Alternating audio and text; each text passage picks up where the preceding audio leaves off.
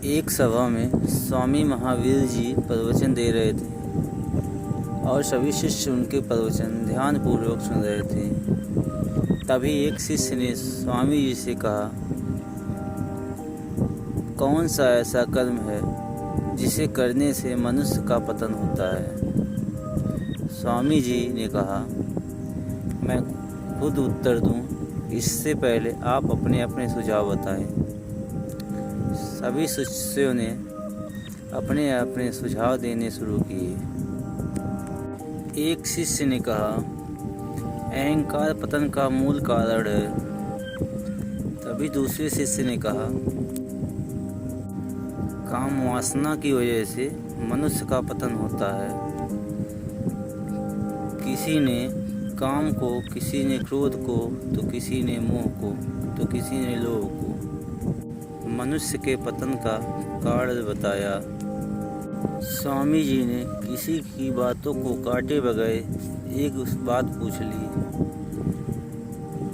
अगर हमारे पास एक कमंडल है और उसमें पानी भर दिया जाए और उसे नदी में छोड़ दिया जाए तो क्या वह नदी में डूब जाएगा? तब शिष्यों ने कहा, अगर कमंडल का आकार सही है तो वह डूबेगा नहीं बल्कि तैरने लगेगा।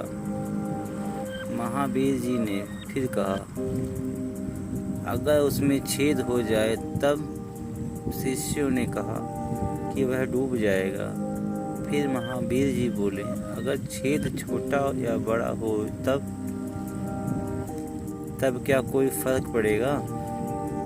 तब शिष्य बोले, जी हाँ, अगर छेद छोटे होंगे तब कमंडल देरी से डूबेगा और अगर छेद बड़े होंगे तब कमंडल जल्दी डूब जाएगा।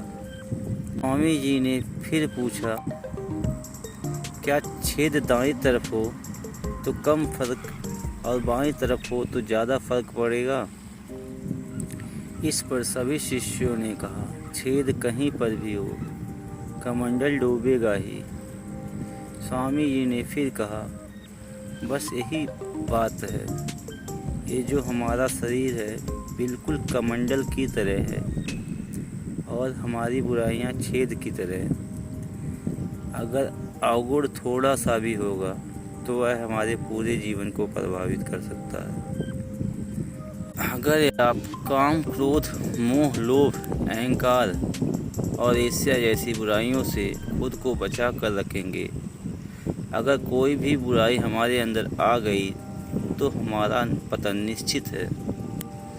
ध्यान रखें, एक छोटा सा गलत काम हमारे जीवन की तपस्या को कलंकित कर सकता है।